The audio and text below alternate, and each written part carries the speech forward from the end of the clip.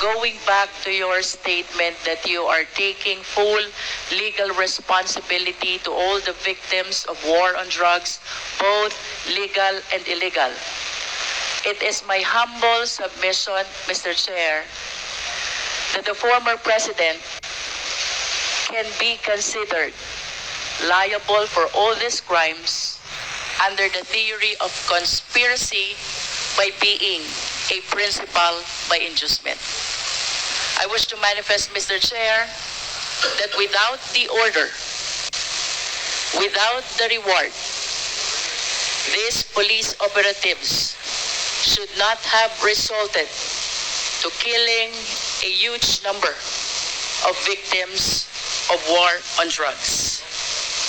Beg to disagree with your premise, ma'am. I understand, Mr. President, but that is a manifestation. Yes, but Thank you, if Mr. police is President. supposed to do his duty, he goes to school for 2 years. He receives instructions of how to go about his duty. And we have to give the presumption of regularity. That's a principle of law. Thank you, Mr. President. Pag every time na may ginawa kaya, in your favor is the principle of regularity Presumption in the of performance regularity of duty. of performance of official duty, Mr. President. Thank you for your enlightenment.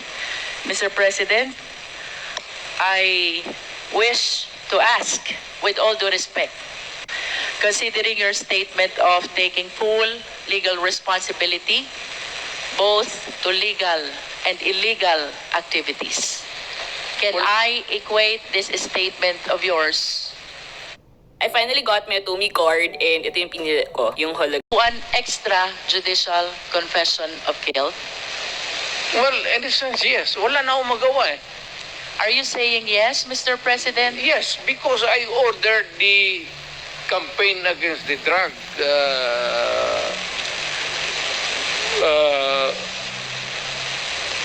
syndicates. At kung anong ginawa nila, whether illegal or not, it was ako ang nag-utos. In that sense, I take that responsibility of their actions. Wala akong magawa eh. Commander ako, nag-utos ako. Puntahan ninyo yan. Just like a commander, or not the military, police, iutusan mo. Pag may nangyari dyan, magkabulyaso, whether right or wrong, iyo yan. Iyo talaga yan. Kung hindi ka naman bobo na mayor, hindi mo iwanan yung tao na inutusan mo.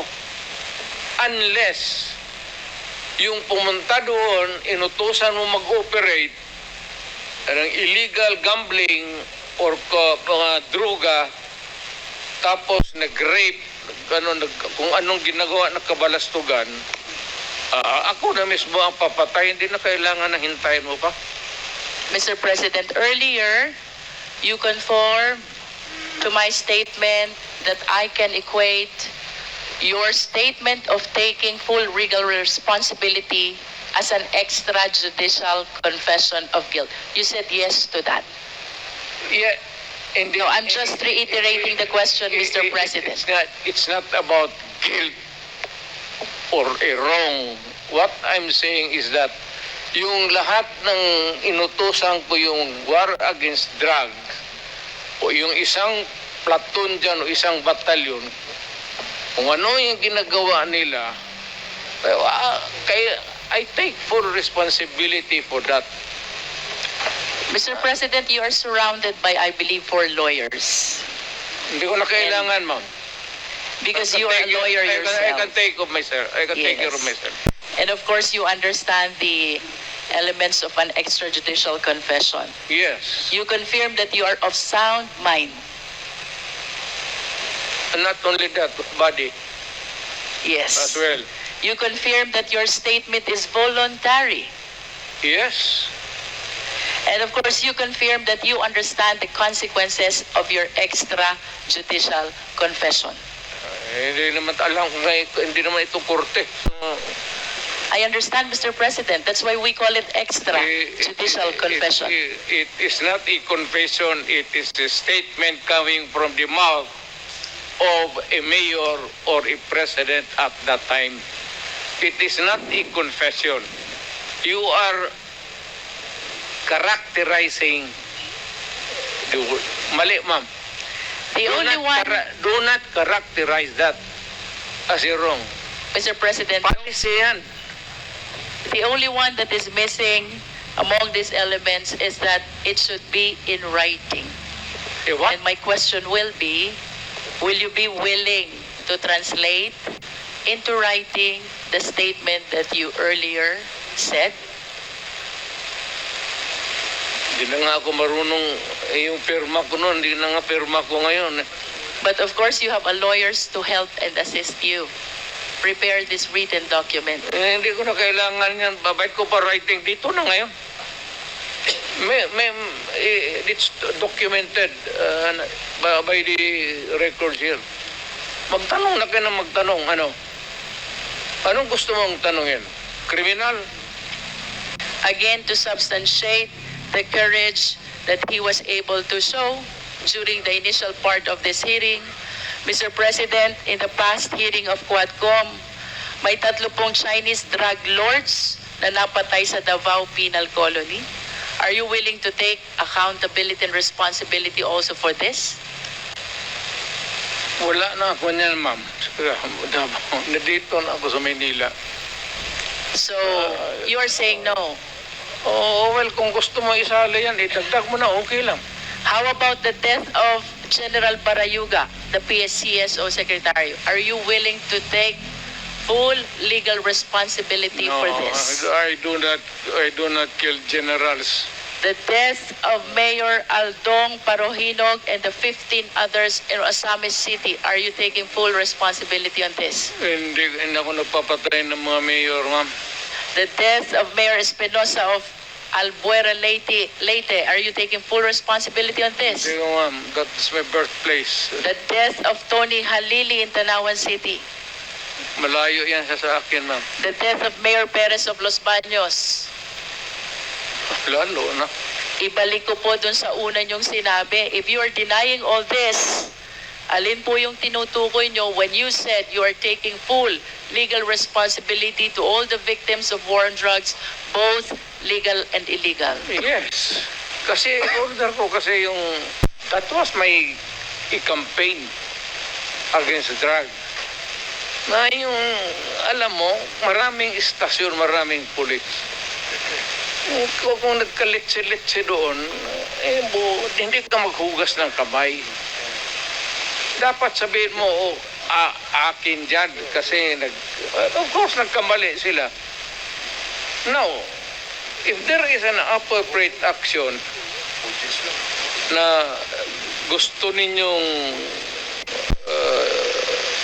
ilabas, then file the case in court. Wala nang pigil. Matagal na yan yung sabi extrajudicial killing. I am challenging anybody or everybody who makes the accusation, whether it is really true or not. It may be true. File the case in court because may korte tayo.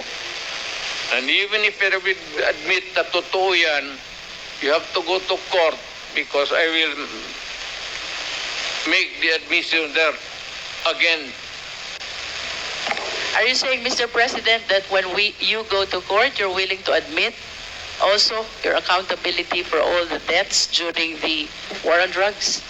Ay, of course, may abogado man ako, ma'am. Kung ano sabihin ng abogado ko, sunod ako. I hope that everything that you said before the Quad can be reduced in writing so that truly we can believe that you're taking full legal responsibility to all the victims of war on drugs, both legal and illegal, because as lawyers we believe that by extrajudicial confession, we have to put that in writing, Mr. President. Totoo yan, ma'am. I ordered the campaign against drugs. Hindi ako it's a policy of government or of the president. Hindi ako maghugas ng kamay. Hindi ako magsabi, hindi, kasi yung department, hindi, akin yun. Mr. President, last question. If one of these days the ICC will come, will you voluntarily submit yourself? Sipain ko pa sila, ma'am. But you said a while ago that if somebody will sponsor your fare to the ICC, you will voluntarily submit yourself to their investigation and jurisdiction. Yes. Pero kung sila magpunta dito, sipain ko. But will you confirm that you are willing to submit Oo. voluntarily yourself to ICC? Punta ko doon, sipain ko rin sila. Same. I have nothing further, Mr. Chair. Thank you, Mr. President. Pay later, pay in installments kahit walang In the actions taken by the law enforcement agencies of this country to stop the drugs or the serious problem of the drugs affecting our people. Mr. Chair, next question. Nung naging mayor po kayo, sabi nyo naging safe ang Davao. Tama po ba? That would be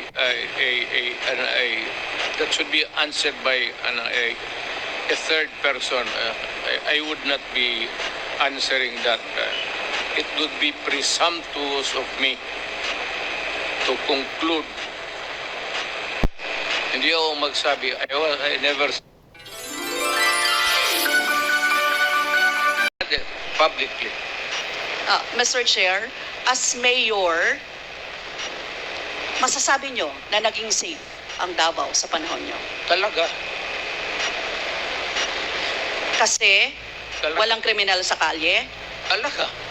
walang snatcher, Walang snatcher. walang akyat bahay, Walang akyat bahay. walang magnanakaw, Walang magnanakaw. walang mamamatay tao. Walang mamatay tao. So yun po lahat, yes. Oh. So walang mga kriminal o walang insidente ng kriminalidad, bakit po? Merong mga incident, not totally. It would be a dream of a city not to have any criminal incidents or violence. Pero overall, Davao City was safe. If the test or standard would be that a citizen of the city can walk all over the city and men and children can go home safely, unmolested, undisturbed. That was the standard that I gave to the police of Davao City. Mr. Chair, I would like to ask, no, hindi ba nagkandamatay sila sa panahon na yon? Marami po. Sino-sino po ang mga pumatay? Wala akong listahan yan, ma'am. We have to go to the tawag nito. Hindi ko bit-bit. Ang bit-bit ko lang ko yung hindi. Mr. Chair, I would like to ask again, no? Sa inyo po na karanasan, kayo mismo ba pumatay? Ako, marami. Mga 6 o 7. So Ewan what- ko kung natuluyan yung, hindi ko na follow up sa ospital kung natuluyan. Quote ko lang, ipaalala ko ulit, Mr. Chair, kasi mula din ito sa Senate hearings, ano? I-quote ko lang po kayo, in Davao, I used to do it personally, just to show to the guys that if I can do it, why can't you? Correct. Sinabi niyo po yan sa mga business leaders sa meeting sa Manila. At kung paano niyo ginode ang mga police officers to gun down suspects. Tama po ba? Yes, if they present a violent resistance, that's the only thing that you can kill the criminal if you are personally in danger of losing your life two. Ito But po, hindi mo pwedeng patayin yung kriminal, nakahandcuff o nakatali. Hindi trabaho ng lalaki yan. ito pong second, Mr. Chair, na code. Kayo rin ito. And I'd go around in Davao with a motorcycle, with a big bike around. And I would just patrol the streets looking for trouble also. Manila Times po ito. I was really looking for a confrontation so I could kill. Sinabi niyo po ito. Yes. Nagdadasal po ako na nagmumotor ako na may mag-hold upper dyan. At kumabot na kita, talagang patayin kita. At kung basta kriminal ka, wala akong pasensya sa kriminal. Pagka lumaban, patayan. So, Mr. Chair, kanina po kasi sinabi ni Duterte na he takes full legal responsibility.